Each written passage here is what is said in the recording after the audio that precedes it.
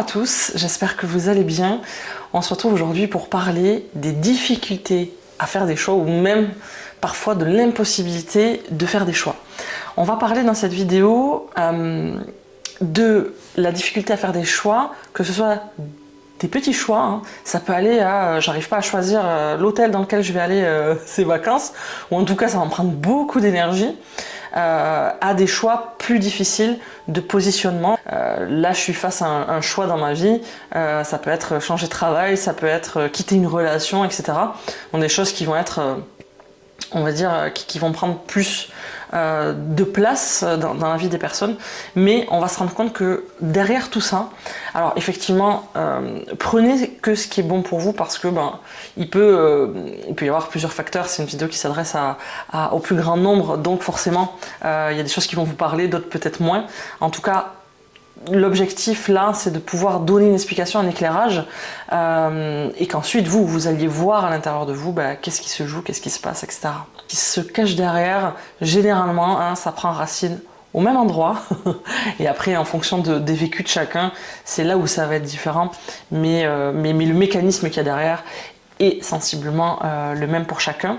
On va aller voir qu'est-ce qui se réveille à ce moment-là, pourquoi j'ai du mal à faire des choix, et dans quel positionnement je me trouve à ce moment-là, et surtout quel est le cheminement, le process en fait, pour arriver à sortir de là et pouvoir être libre de faire des choix, pouvoir se positionner sans être dans une angoisse, dans un stress, dans des peurs.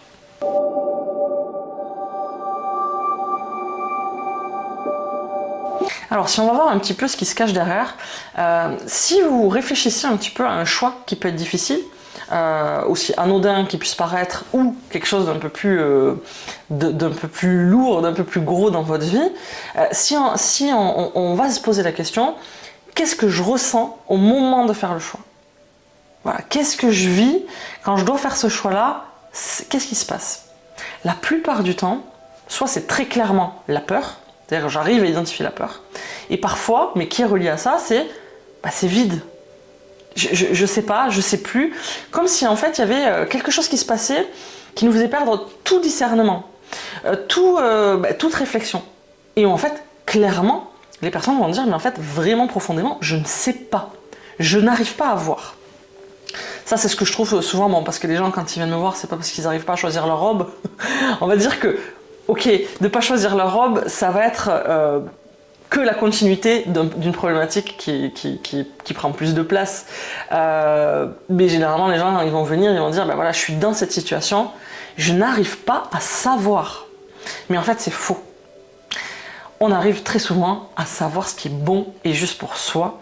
En fait, c'est pas qu'on ne sait pas, c'est ce que ça vient réveiller. C'est tellement fort que ça nous donne l'illusion de ne pas savoir.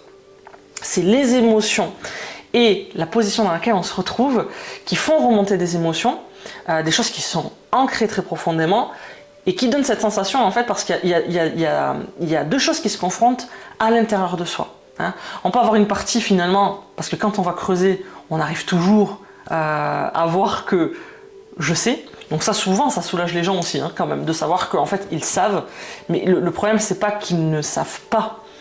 C'est qu'en fait, de l'autre côté, il y a une autre partie qui est tétanisée et c'est ça qu'il faut aller voir. Dans ces moments-là où on doit faire un choix, ça veut dire prendre la responsabilité. Ça veut dire assumer pleinement notre choix. Si on regarde de manière tout à fait logique, quand est-ce qu'on ne prend pas ses responsabilités? Quand est-ce qu'on n'a pas à porter le poids des responsabilités? On va revenir à l'enfance. Même si vous avez eu une enfance où vous avez eu un rôle qui n'était pas la bonne place, etc., vous restiez un enfant. Un enfant qui n'a pas de responsabilité à prendre, c'est-à-dire qui subit les choses, que ce soit bon ou mauvais, mais qui subit, qui est dans la non-possibilité d'agir, parce que au-dessus de moi, il y a des responsables. Et encore, que ce soit les bons choix ou les mauvais choix, peu importe. Et quelle que soit votre enfance, c'est le positionnement dans lequel j'ai été. Si on rajoute à ça un parent un peu oppressant, un parent qui ne laisse pas faire des choix, un parent qui, parce qu'il est très stressé par exemple, prend beaucoup de décisions à votre place. L'enfant lui va intégrer, je ne suis pas capable, et c'est papa ou maman qui est au-dessus de moi qui lui a raison. Et c'est-à-dire que je ne construis pas au fur et à mesure mon discernement, ma confiance en moi au niveau des choix, etc. Et surtout, ça me renvoie aussi, je prends cet exemple-là, ça me renvoie aussi au fait que je ne suis pas capable. C'est-à-dire que par le comportement du parent, je vais intégrer qu'en fait, moi je suis nulle.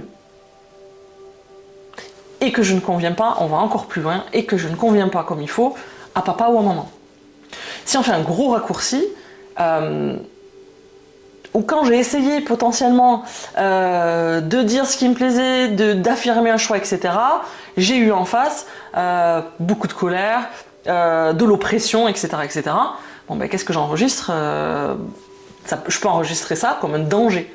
C'est un danger, c'est interdit, je ne conviens pas, je ne suis pas aimée pour qui je suis et dans les choix que je fais, je ne suis pas soutenue et entendue et supportée dans cet amour inconditionnel de mes parents. Tout ça branché ensemble, je vais arriver à l'âge adulte. Une partie de moi sait profondément ce qu'elle veut. L'autre partie, c'est l'enfant qui se positionne encore dans cette position d'enfant. Le parent, et pas que avec les parents, on est bien d'accord, c'est dans sa vie de tous les jours. Parfois les parents ils sont plus là, parfois j'habite plus avec mes parents, parfois les parents sont décédés.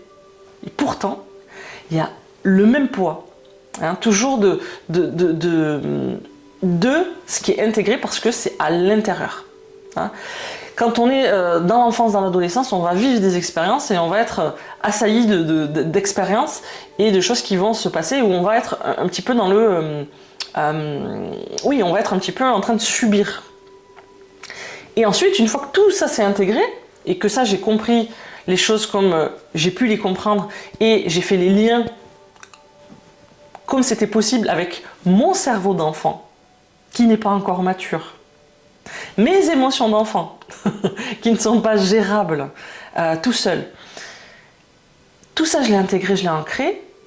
Et quand j'arrive à l'âge adulte, tout ça, ça existe encore. Mais c'est en pilote automatique. C'est des choses qui se sont intégrées et j'ai compris le monde, j'ai compris la vie et j'ai compris des choses sur moi qui sont automatisées. Donc quand je vais me retrouver dans une situation où là je dois prendre ma responsabilité d'adulte, même pour des choses toutes bêtes, je reprends l'exemple de, voilà, je pars en vacances, je dois faire le choix entre 2 hôtels. Difficulté de faire un choix. Il y en a un qui m'appelle, et pourtant après, je rentre dans ce truc-là. Mais je sais plus, et je commence à en voir d'autres, et j'arrive plus à faire mon choix, et je suis pas bien, etc. Qu'est-ce qui se passe? Là, c'est d'aller se demander si je suis mon élan, de quoi j'ai peur? J'ai peur de me tromper, j'ai peur que ça ne plaise pas aux autres, j'ai peur de regretter, etc. Et ça, c'est directement, ces peurs-là, qui ne sont pas forcément rationnelles, c'est des choses qui ont été construites, qui ont été engrammées à l'intérieur. Parce que finalement, j'ai mon élan aujourd'hui en tant qu'adulte, qui me dit d'aller vers là, mais derrière, il y a ces peurs-là qui viennent. Et ces peurs-là, elles ne sont pas là aujourd'hui, moi, en tant qu'adulte. Ça, on peut le voir, on peut vraiment s'en rendre compte sur des décisions, des choix, on va dire, voilà, qui n'engagent pas non plus des trucs énormes. Et pourtant, où ce mécanisme-là, il est aussi fort que pour des décisions où, voilà, est-ce que je quitte mon mari ou pas? Voilà, donc vous imaginez bien que quand on est face à une autre décision de est-ce que je quitte mon mari, par exemple, parce que, au fond de moi, en fait, je sais que je dois partir, ça ne me correspond plus, que j'ai des enfants, etc., etc. Voilà.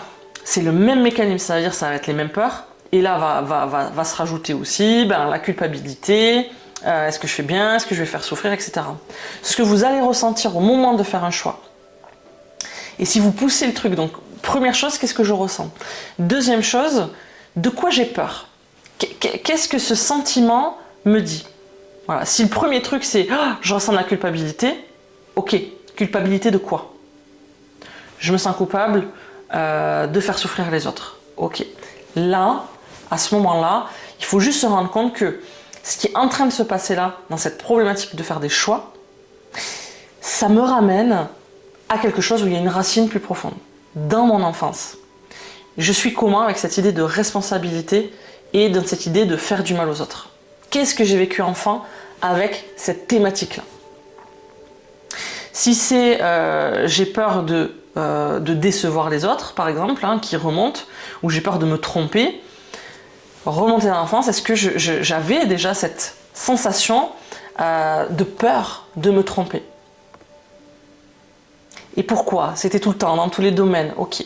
Et d'aller creuser. Parfois on n'arrive pas à la racine comme ça, parfois on peut avoir peur de se tromper, et derrière ce qui est associé, c'est que j'ai compris que moi, il fallait que je sois parfaite pour être aimée. Donc je me suis mis une pression incroyable. Ok, pourquoi? Qu'est-ce qui a fait que? Vous voyez, en fait, c'est de tirer le fil, en fait, petit à petit, pour arriver à comprendre la racine. Ne pas arriver à faire de choix ou être dans des difficultés de faire des choix n'est que la manifestation, comme tous les trucs désagréables qu'on va vivre dans notre vie, n'est que la manifestation de quelque chose qui se répète, qui se répète, qui se répète, mais qui est ancré dans notre enfance. Donc en fait, il faut s'imaginer que quand on est face à des choix et qu'on est dans ces peurs-là, dans ce vide, dans je sais pas, je suis complètement perdu, etc., quand ça se réveille à chaque fois, il faut imaginer cet enfant qui est à l'intérieur de nous, à qui on demande de faire un choix, mais qui lui est en train de revivre des trucs et qui est toujours bloqué en fait dans son histoire. Voilà, et qui se retrouve là, c'est cet enfant qui se retrouve là face à ce choix, face à cette responsabilité. C'est pour ça qu'il y a des gens qui ne veulent pas prendre la responsabilité. Mais c'est pas la part adulte qui ne veut pas. C'est parce que c'est l'enfant qui, lui, est encore blessé, n'a pas guéri, se sent en insécurité. Et il y a toujours ces blessures-là à vivre. Donc impossible. Ça fige, je vais être dans la fuite, je vais faire n'importe quoi, je vais faire des choix voilà, complètement irrationnels, ou je ne vais pas faire de choix. Parce que c'est trop difficile pour moi de me positionner, de me responsabiliser. Parce que je ne veux pas vivre, revivre, ressentir des choses très désagréables que j'ai ressenties quand j'étais enfant. C'est pas l'adulte. L'adulte, si on va le questionner, généralement, il sait exactement ce qu'il veut, ce qui est bon pour lui. Alors comment en sortir? Vous savez que moi je suis pas une solutionniste. Il y a des gens qui font ça très bien et je pense que parfois sur le chemin de pouvoir avoir des solutions pour transformer, oui. Là, quand on parle de choses qui sont plus profondes, moi je vais plutôt accompagner sur un processus, vraiment sur un cheminement, parce que là on vient travailler des choses qui sont en fait profondes. C'est vraiment l'ancrage de toute notre vie et ben tout ça, c'est un processus. C'est pas ça. Voilà, c'est des couches et des couches et des couches à enlever, à explorer, à ouvrir des espaces à l'intérieur de soi. Voilà, pour vraiment en fait venir dans une transformation profonde. Là, dans ce cas-là précis, et comment on peut faire en fait pour sortir de ce qui est embêtant aujourd'hui dans le fait de pouvoir faire des choix. La première des choses, une fois qu'on a compris là que cette partie-là qui se manifeste, bah, c'est un enfant qui est en insécurité, qui revit des trucs, etc. Bah, il va falloir faire de l'espace. Il va falloir, la première des choses, faire de l'espace à cet enfant.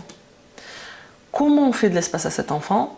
Bah, il faut l'écouter, il faut écouter ce qu'il a à dire, il faut écouter cette insécurité, cette peur. Faut pas réagir sur putain mais t'es con, t'arrives pas à faire de choix.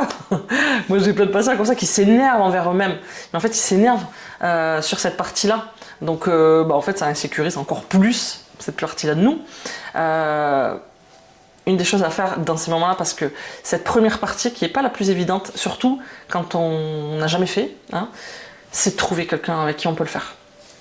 Un thérapeute, un stage, un endroit, un lieu dans lequel on va pouvoir commencer à ouvrir cet espace-là et à ce que petit à petit on vienne pouvoir accueillir les émotions de cet enfant qui sont restées coincées et la parole de cet enfant. Hein, qu'on puisse le reconnaître. Qu'est-ce que j'ai vécu? Comment je l'ai vécu? Qu'est-ce qui a été difficile, etc. Ça, c'est la première des choses, parce que si on ne crée pas d'espace, Ben, on peut pas. Voilà, c'est comme si vous avez un enfant qui est à la maison, qui fait des colères, des crises, que vous savez plus quoi en faire, etc. Si vous lui faites pas un espace pour écouter vraiment ce qui se passe pour lui, etc. Bon bah vous allez pas l'aider, il va rien se passer pour lui. Ben, c'est exactement pareil de soi à soi. Il faut vraiment se dire que cette partie-là, c'est nous étant enfants. Hein, donc il va falloir lui faire un petit peu de place. Ça, on va dire que c'est la première étape, sachant que les étapes, elles sont pas très clairement scindées. Hein. C'est des choses qui, dans l'évolution, s'entremêlent. Et puis parfois, on revient sur. C'est pas parce que voilà, on a écouté cet enfant qu'il n'y a plus à l'écouter, qu'il a plus rien à dire. Voilà, parfois il y a des étapes, il y a des paliers. Donc, à un moment donné, après de notre cheminement, on va revenir sur cette étape-là, parce que là, il y a autre chose qui est en train de ressurgir et qu'il va falloir faire de la place pour écouter, pour accueillir ces émotions-là et pas les rejeter. Donc ça, souvent, ça peut être la phase la plus compliquée parce que quand c'est fermé et quand on a avancé toute notre vie en fermant, en ne regardant pas cette partie-là, en ne prenant pas vraiment en considération ce qui a été vécu. Voilà, le passage pour y aller peut être un peu compliqué, surtout quand on est très mental. Donc on veut comprendre les choses, etc. Donc en fait, les émotions de l'enfant, on s'en fiche un petit peu, quoi. On a envie de vite régler les problèmes et de les régler avec ça. Sauf que là, effectivement, ça va être d'aller sur quelque chose d'émotionnel. Voilà. Moi, j'ai des patients qui se reconnaîtront, je pense que ça va parler à beaucoup de patients, qui ouvrent cet espace-là et qui en même temps, une fois qu'ils ont ouvert, donc ils commencent à toucher cet émotionnel-là, qui disent oui, maintenant je dois faire quoi? Accueille, en fait, là c'est en train de se passer. C'est je fais quoi? C'est-à-dire la tête qui demande qu'est-ce qu'on fait maintenant? Il faut que je fasse quelque chose. Alors qu'en réalité, si vous voyez un enfant, on va pas lui parler pendant des heures. Lui, il a besoin de sentir que son émotion, elle a le droit d'être là. Et il verbalise pas. Voilà, si vous prenez un petit enfant de 5 ans, voilà, il va pas vous parler pendant des heures de ce qu'il est en train de vivre. C'est assez, entre guillemets, rapide. Et souvent, les transformations, une fois que ça a été accueilli, qu'on a pu poser les choses, vous voyez un enfant derrière, il part, il joue, il rigole, etc. Donc c'est la même chose, mais c'est difficile parce que quand on n'a pas appris à le faire, on peut se retrouver un peu maladroit ou comment dire. Et parfois même, ça peut paraître trop simple, mais parce que ça se passe pas à ce niveau-là, et ça peut être dur aussi d'aller connecter ces émotions-là. Il peut y avoir des peurs aussi. Qu'est-ce que je vais trouver, à quoi je vais me confronter, etc. Donc parfois, avant d'aller ouvrir ses émotions, avant d'aller contacter cet espace-là, il y a un petit temps aussi de préparation. On va d'abord venir travailler sur les peurs de voir des choses, etc. Et généralement, quand on commence déjà à faire ce travail-là, d'aller connecter les peurs d'eux, ça commence déjà à s'ouvrir de toute façon. C'est juste que c'est fait de manière plus douce pour les personnes. Ça, c'est on va dire, la première étape, enfin, en tout cas une étape qui est indispensable. Et ensuite, ça va être petit à petit de venir créer le lien entre cette partie enfant et aujourd'hui ma posture d'adulte. Quand cette partie-là, elle prend beaucoup de place, on se dit qu'on ne sait pas faire, on dit qu'on ne va pas y arriver, enfin tous ces trucs-là. Donc en fait, c'est pas vrai. Donc là, ça va être de revenir dans du concret de ce que moi, en tant qu'adulte, j'ai réussi à faire. Ce que moi, en tant qu'adulte, je sais faire et dans lesquels je me raconte des salades. Ce moment-là, on peut trouver de la résistance parce que là, on peut se retrouver avec des gens qui ne veulent pas lâcher, qui ne veulent pas aller dans cette responsabilité-là. Donc là, il peut rester des couches encore à nettoyer. Là, on peut se retrouver face, quand ça ne veut pas lâcher comme ça, c'est-à-dire qu'on a travaillé les traumas, etc., et que la personne, elle est toujours dans le « oui, mais j'y arrive pas, mais c'est trop dur, et ci et ça ». Il va falloir accompagner l'enfant à lui permettre de faire le passage. C'est-à-dire le passage entre moi, enfant, à aujourd'hui, l'enfant qui sort de cette posture-là et de cet environnement-là, et que je prends en charge. Mais ça, c'est un véritable passage. Et souvent, là, la résistance, c'est comme pour une personne qui décède, où il y a tout le processus du deuil, et bien là c'est exactement la même chose. C'est exactement le même processus. Il va falloir là accompagner ce passage de c'est fini. C'est vraiment fini. C'est fini dans le sens ce qui est passé est passé. Ton père, ta mère, tes expériences ne seront pas différentes.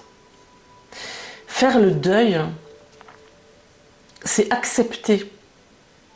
Ça ne veut pas dire ne plus rien ressentir, ça ne veut pas dire oublier, ça veut dire accepter que les choses sont telles qu'elles sont en fait. C'est accepter de ne pas pouvoir changer les choses. C'est accepter que les choses se soient passées comme ça. Et là on va y connecter d'autres émotions encore parce que là il faut laisser partir.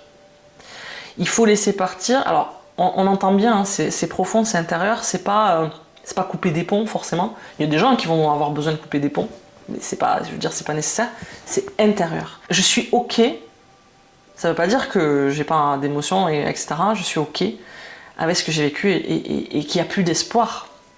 Il n'y a plus d'espoir que moi en tant qu'enfant, je reçoive des choses que je n'ai pas reçues, que je vive des choses très douloureuses, ça c'est là en fait.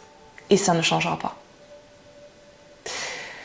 On retrouve, hein, moi je rencontre beaucoup de personnes qui passent leur vie accrochées, tellement c'est dur, mais parce qu'elles ne veulent pas lâcher. Et c'est encore l'enfant qui est accroché et qui n'a pas trouvé la sécurité pour faire ce deuil-là et en fait pour laisser partir ça, accepter et s'ouvrir à quelque chose de nouveau, de meilleur et de aujourd'hui je prends ma responsabilité et je construis une vie en faisant des choix qui parfois oui sont difficiles, qu'il va falloir assumer, mais où je m'ouvre en fait à une vie où là j'ai le choix. Je suis plus en train de subir. Et il y a des gens qui finissent leur vie en se disant qu'ils ont subi toute leur vie, qu'ils n'ont pas eu le choix, etc. Mais parce que ils n'ont pas pu être accompagnés là-dessus, sur faire cette bascule-là. Là, il y a beaucoup de résistance à ce moment-là. Il peut y avoir un espoir encore. Il peut y avoir un espoir que papa ou maman ou ma vie soit différente, que potentiellement je sois reconnue, qu'on s'excuse, que les choses changent. Hein. C'est pas forcément conscient, mais quand on va dans les profondeurs, on se rend compte qu'il y a ça. Parce que c'est super dur. Et en même temps, c'est la seule manière de pouvoir s'ouvrir à quelque chose de nouveau parce que forcément si tu es accroché à tout ça, c'est super compliqué de pouvoir avancer et de t'ouvrir à quelque chose de nouveau parce que il y a toujours cette attente. L'enfant est toujours bloqué dans un environnement fantasmique qui n'existe pas, qui n'existe plus, et pourtant où c'est les mêmes mécanismes qui se rejouent. Donc il y a toujours cette même insécurité en fait. Tant que je fais pas le deuil, je serai toujours dans cette insécurité-là. Ça c'est pareil, le deuil, parfois il faut se faire accompagner. Voilà. Il y a des moments de vie où il faut trouver quelqu'un qui va pouvoir nous permettre en fait de faire ce passage, d'être accompagné. Parfois on va être en couple, ça va être la personne qui est en couple avec nous qui va être là en fait et ça va suffire. Et parfois il va falloir aller voir quelqu'un parce qu'il y a quelque chose qu'on n'arrive pas à dépasser, on est coincé dans le déni encore de la réalité, on n'arrive pas à accepter ou on est coincé dans une colère qu'on n'arrive pas à lâcher. Hein. Exactement comme le processus du deuil, de la perte d'une personne vraiment physique, une personne qui décède, où en fait on va passer par plusieurs phases. Par une phase où on ne réalise pas, où on a l'impression que la personne va revenir. Mais parfois, à l'âge adulte, nous, on va être coincé. C'est-à-dire que l'enfant à l'intérieur va être coincé dans ce déni. Hein. C'est-à-dire qu'il y a ce déni-là, et là, il va falloir le ramener à la réalité. Et donc, forcément, quand on va le ramener à la réalité, il va y avoir plein d'émotions. Et il va falloir traverser ces émotions-là. Mais aujourd'hui, en tant qu'adulte, je suis en capacité de pouvoir, moi, contenir tout ça. Et parfois avec un peut-être. Et petit à petit, c'est là où on se rend compte en fait que c'est pas clac, clac, clac. Les choses elles se font et les choses elles se modifient. Moi j'ai des patients qui me disent mais en fait, oui c'est pas un truc d'un coup, mais en fait je me rends compte qu'il y a tellement de choses qui ont changé, où là j'arrive à me positionner différemment, mais parce que tout ce qui bouge à l'intérieur, c'est en train de bouger aussi à l'extérieur, dans mon positionnement, etc. Et la dernière étape ça va être de voilà, prendre conscience de l'adulte que je suis et qui peut aujourd'hui en fait sécuriser cette partie-là qui a peur, etc. Parce que je vais écouter, parce que je vais faire de l'espace, parce que je vais accompagner cette partie-là, pour qui oui c'est dur, pour qui il va y avoir des vagues, il y a des moments où ça va me reprendre, mais moi je suis là. Je vais prendre cette responsabilité-là et ensuite je vais me servir de moi en tant qu'adulte avec mon discernement d'adulte, avec ma validation de moi-même, de ce que je ressens à l'intérieur, de ce qui est bon pour moi. Je vais venir petit à petit être en capacité de venir évaluer les choses avec ma tête d'adulte. C'est là où notre mental va nous servir et pas nous desservir. Je vais pouvoir, grâce à mon mental, à mon ego, qui n'est pas toujours notre ennemi, mais justement quand on a fait un allié à ce moment-là, c'est de se dire ok, là je me sers de ce que je ressens, je vais pouvoir analyser les choses, évaluer les risques et me sécuriser pour venir me valider, déconstruire des croyances, me repositionner et me permettre d'avancer. Mais ça tout seul, c'est-à-dire que si on se dit bah oui, c'est bon, c'est pas grave, vas-y, fais ton choix et puis voilà, et passer en force, ça met dans une insécurité et souvent les gens n'arrivent pas à bouger. Tout le travail que je vais faire en ouvrant, en créant de l'espace, en accueillant, etc., tout ça petit à petit, déjà ça lâche un peu à l'intérieur de moi et il y a des choses que je vois différemment, dans lesquelles je me sens un peu plus capable, etc. etc. Et il va y avoir de nouvelles choses et petit à petit je vais prendre je vais me sentir de plus en plus à l'aise avec mon rôle de parent envers moi. Où je vais me dire ok, mais en fait j'arrive. Et petit à petit on crée cette bascule. On se crée cette bascule où en fait je deviens ce parent-là. Ça ne veut pas dire que, vous le savez, pour ceux qui sont parents, et même si ceux qui ne le sont pas, mais vous avez dû l'entendre, être parent, c'est pas... même si on a l'impression de tout bien faire, c'est pas... Voilà, il y a des moments où il y a des défis, où se dire, ok, là, comment je me positionne, etc. Mais en tant que parent, c'est là que je me positionne. Peut-être que ça va pas faire plaisir en face, peut-être que ça va créer de l'émotion en face chez mon enfant, mais en même temps, moi, je sais que c'est ce qu'il y a de bon. Et c'est de devenir... petit à petit, cette personne-là pour soi. C'est comme ça vraiment se reconnecter à soi et recréer une relation avec soi. C'est vraiment en fait prendre cette place à l'intérieur de moi. Quand je prends place à l'intérieur de moi, ça ne veut pas dire que tout va être facile, que tout va être réglé. Après, je prends plus facilement aussi ma place à l'extérieur. Et donc, dans ma responsabilité de faire des choix que j'assume, que j'ai... pris en considération. J'ai pris en considération cette partie-là aussi qui avait peur, qui revit des choses liées à son enfance. Mais moi, je suis là. Maintenant, moi, je viens, je resécurise, j'écoute ces peurs-là et je vous assure que c'est quelque chose que je connais bien, que je pratique aussi pour moi, tout simplement. À partir du moment où on écoute déjà la peur, etc., qu'on fait de l'espace à ça, c'est une vraie grosse partie du cheminement. Et derrière, ok, j'ai pris ça, je t'ai entendu, ok, ça fait écho à ça, ok, ça tu sais qu'on peut le lâcher, on n'est plus obligé, t'es plus obligé en fait de porter ce poids-là, t'es plus obligé de te dire ça. Ça c'est ce que t'as vécu, ok, mais c'est fini. Là, aujourd'hui, moi en tant que parent de moi-même, moi je vais te donner l'information qui me semble juste aujourd'hui pour nous. Malgré tout ce qu'on a pu te dire, malgré tout ce que tu as pu vivre, aujourd'hui, moi, je décide, je fais des choix pour moi déjà intérieurement, où je me positionne. Et je donne une nouvelle information, une information qui me semble juste pour moi aujourd'hui à l'intérieur de moi. Ensuite, je vais pouvoir m'ouvrir à faire des choix et des positionnements avec des personnes, dans des situations, etc. Et il y a une question, moi, que j'aime bien poser pour aider petit à petit cette prise en charge de cet enfant à l'intérieur. C'est de se demander, généralement, il y a un parent avec qui il y a une plus grande difficulté ou cette pression qu'on s'est mise, c'est plutôt par rapport à un parent, ou bon, s'il y a les deux, voilà.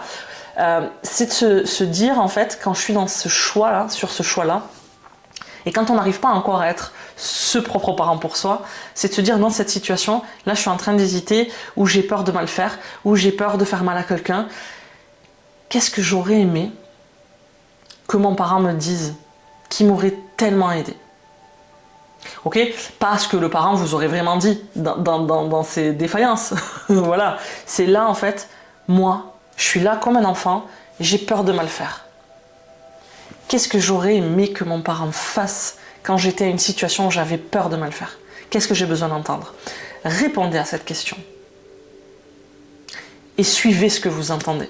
Ok, c'est vraiment pas ce que le parent aurait dit, c'est ce que vous, dans une situation pareille, quel soutien vous auriez aimé avoir, quelle phrase vous auriez aimé avoir, que vos parents ne vous ont peut-être jamais dit, hein.